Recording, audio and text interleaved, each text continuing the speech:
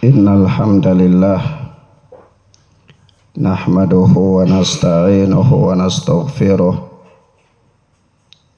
wa na'udzu billahi min sururi anfusina wa min sayyiati a'malina. Man yahdihillahu fala mudhillalah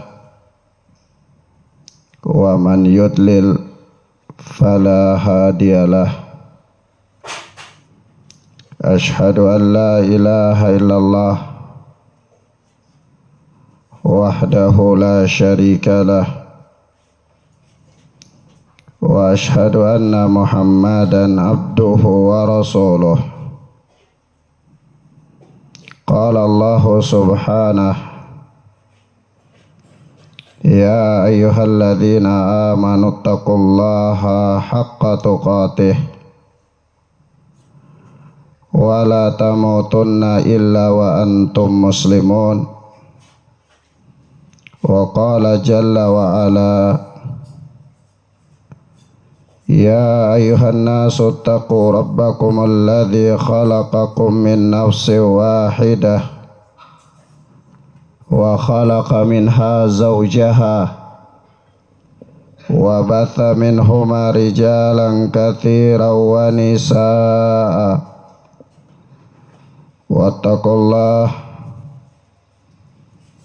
wattaqullaha alladzi tasaaluna bihi wal arham innallaha kana 'alaikum raqiba.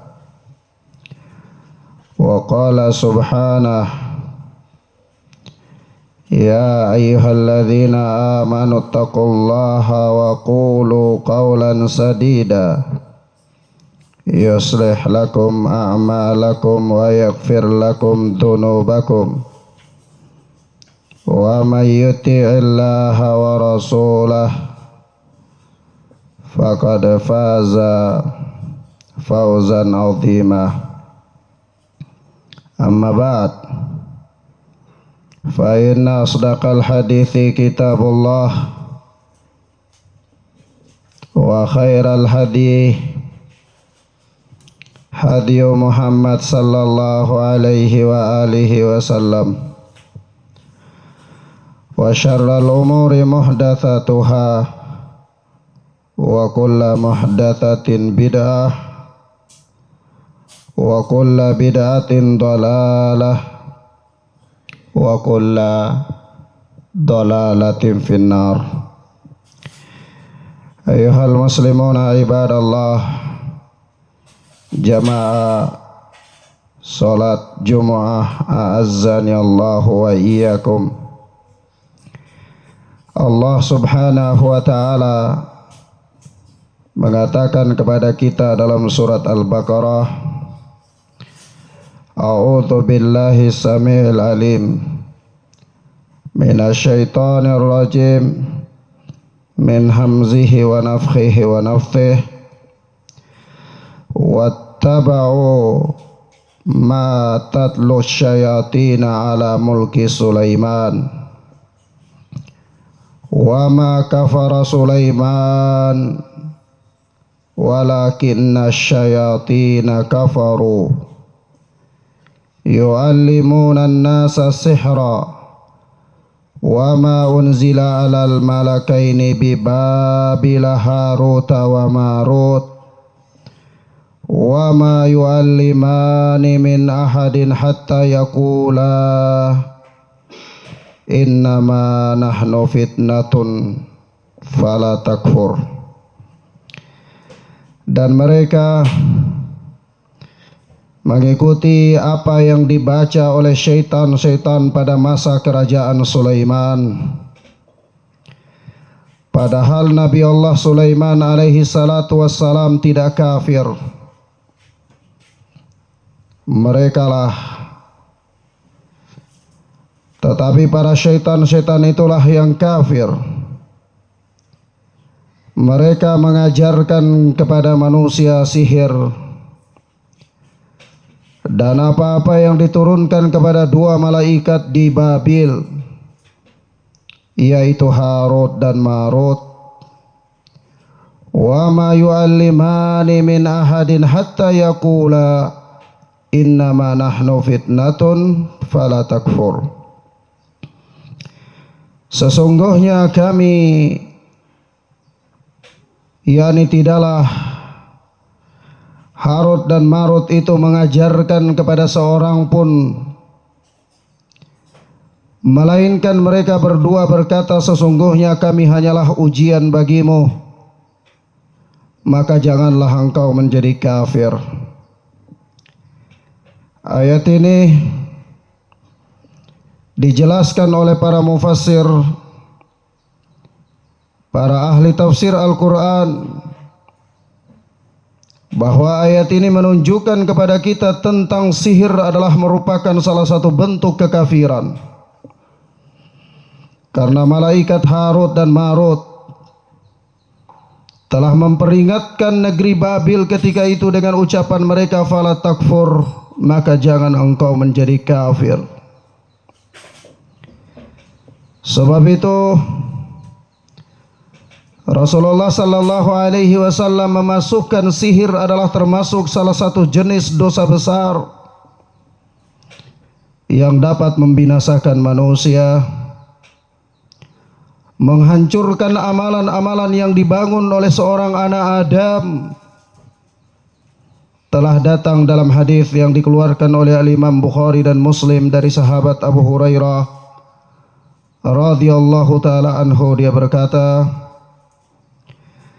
anin Nabi sallallahu alaihi wasallam qaal, dari Nabi sallallahu alaihi wasallam beliau bersabda, ijtanibu as-sab'al mubiqat, jauhilah oleh kalian 7 perkara yang membinasakan. Qila ya Rasulullah wa mahun, maka para sahabat bertanya, wahai Rasulullah, apakah 7 perkara yang membinasakan itu? Qal, maka beliau bersabda, asyirku billah, wasihru, wa qatlun nafsi allati harramallah illa bil haqq, wa aklur riba, wa aklu malil yatim, wa tawalli yawmaz zahfi, wa qadful muhsanatil ghafilatil mu'minat. Kata beliau, 7 perkara yang membinasakan itu, yang pertama syirku billah, syirik kepada Allah Azza wa Jal, mempersekutukan Allah, menjadikan tandingan-tandingan bagi Allah, meyakini bahwa ada kekuatan-kekuatan supranatural yang memiliki kesaktian yang sebanding dengan kekuatan Allah, atau kekuatan-kekuatan mandraguna yang mampu menandingi kekuatan Allah, atau meyakini bahwa di alam semesta ini ada para leluhur yang juga turut mengatur bumi di samping Allah subhanahu wa ta'ala. Dan ini adalah syirku billah, kesyirikan kepada Allah subhanahu wa ta'ala, yang Allah azza wa jalla mengatakan, wa man yusyrik billah faqad harrama alaihil jannah. Maka barang siapa yang telah berbuat syirik kepada Allah azza wa jalla, telah Allah haramkan baginya surga. Dan Allah azza wa jalla mengatakan, innallaha la yaghfiru an yushraka bih wa yaghfiru ma duna dzalika liman yasha. Allah subhanahu wa ta'ala tidak mengampuni dosa syirik kepadanya, dan Allah mengampuni dosa selain daripada kesyirikan. Yang kedua, as-sihru adalah sihir. Sihir dikatakan oleh para ulama adalah sihir mempunyai definisi yang berbeda-beda. yang dikatakan oleh para ulama. Tetapi ketika kita memperhatikan berbagai macam definisi itu, kita dapat memahami bahwa sihir itu berasal dari kata sahara yasharu, yang bermakna sesuatu yang samar, tersembunyi atau halus. Sebab itu di antara definisi yang paling mencakup adalah dikatakan oleh para ulama dan dinukil oleh Al-Alama Ibnu Qayyim Al-Jauziyah di dalam Zadul Ma'ad. Kurang lebih definisinya adalah as-sihru uqadun warruqa wa kalamun yutakallamu aw yuktab aw amalun yu'mal yu'athiru fi badanil mashhur aw qalbihi aw aqlihi bi ghairi mubasyarah. Sihir adalah jampi-jampi, mantra-mantra, atau ikatan-ikatan, atau tulisan-tulisan, atau perbuatan tertentu yang dilakukan tukang sihir yang dapat berpengaruh pada tubuh, pada hati, atau akal orang yang disihir tanpa melakukan kontak langsung. Sehingga para ulama mengatakan kepada kita bahwa sihir itu dapat memberi pengaruh kepada orang yang disihir, meskipun semua itu terjadi dengan izin Allah Subhanahu wa ta'ala. Maka di antara jenis-jenis sihir, jika ditinjau dari wujud dan prakteknya, maka sihir itu adalah merupakan mantra-mantra khusus atau tulisan-tulisan rajah yang dituliskan pada lembaran-lembaran kertas atau ikatan-ikatan bukhul-bukhul tertentu, lalu dia dapat melakukan takhyil atau memperdaya manusia, mengelabui pandangan mata, atau mempengaruhi pikiran dan hati seseorang, yang semuanya itu adalah al-isti'anatu bisyayatin. Mereka meminta pertolongan untuk terjadinya sihir itu dengan bantuan syaitan. Dengan kata lain, adalah merupakan salah satu bentuk praktek perdukunan. Adapun sihir jika ditinjau dari dampak dan korban, maka sihir itu ada yang namanya sihrut tafriq, sihir yang memisahkan antara suami istri atau orang-orang saling mencintai, atau juga sihrul mahabbah, sihir yang dapat menumbuhkan rasa cinta, atau yang disebut dengan pelet atau guna-guna, atau sihrul marad, sihir yang dapat menyebabkan penyakit atau sakit yang berkepanjangan tanpa ada sebab medis yang jelas, atau sihrul qatli, sihir yang bertujuan membinasakan nyawa manusia, atau sihrut takhyil, sihir berupa khayalan, membuat orang yang melihat sesuatu itu tidak pada hakikatnya, sebagaimana yang terjadi antara para penyihir-penyihir Fir'aun dengan Nabi Allah Musa alaihi salatu wassalam, yaitu ketika para penyihir-penyihir itu melemparkan tali-tali mereka, lalu tali-tali tersebut nampak seolah-olah dia bergerak seperti ular-ular kecil, sebagaimana yang disebutkan di dalam surat Toha ayat yang ke-66. Ini namanya sihir takhyil atau ilusi. Allah Subhanahu wa ta'ala berfirman, fa idza hibaluhum wa isiyuhum yukhayyilu ilaihi min sihrihim annaha tas'a.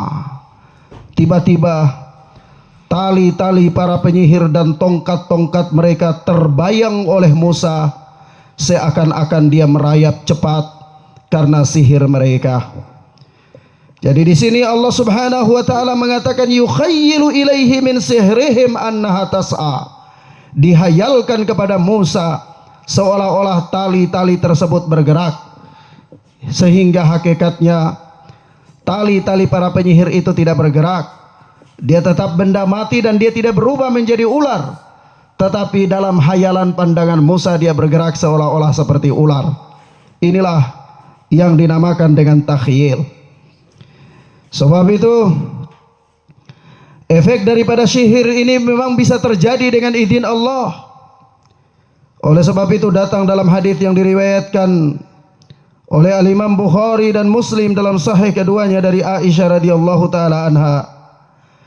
Dia berkata, suhira Rasulullah sallallahu alaihi wasallam hatta kana yukhayyilu ilaihi annahu yaf'alu syai'a wa ma yaf'aluhu hatta kana dhata yaumin da'a wa da'a thumma qala asy'arti anna Allah aftani fima istaftaituhu atani rajulani faqada ahaduhuma inda ra'si wal akhar inda rijlayhi faqala ahaduhuma lil akhar ma waja'ur rajul qala matbub qala man tabbahu qala labid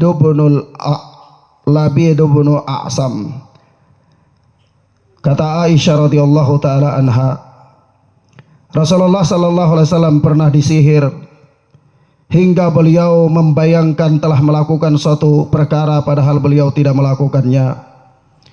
Hingga pada suatu hari beliau berdoa lalu bersabda, tahukah engkau bahwa Allah telah memberitahuku tentang apa yang aku tanyakan. Telah datang kepadaku dua orang malaikat, lalu salah satunya duduk di kepalaku dan yang lainnya di kakiku. Yang satu berkata, apa sakit orang ini? Malaikat yang lainnya menjawab, dia terkena sihir. Yang satunya bertanya, siapa yang menyihirnya? Maka malaikat yang satunya berkata, yang menyihirnya adalah Labid bin A'sam. Maka dari sinilah kita tahu bahwa sihir itu ada. Dan sihir adalah merupakan bentuk perdukunan. Dan dia termasuk di dalam jenis-jenis kesyirikan. Dan sihir itu bisa berpengaruh kepada manusia. Tetapi itu semua tidaklah terjadi melainkan dengan izin Allah subhanahu wa ta'ala. Barakallahu fikum.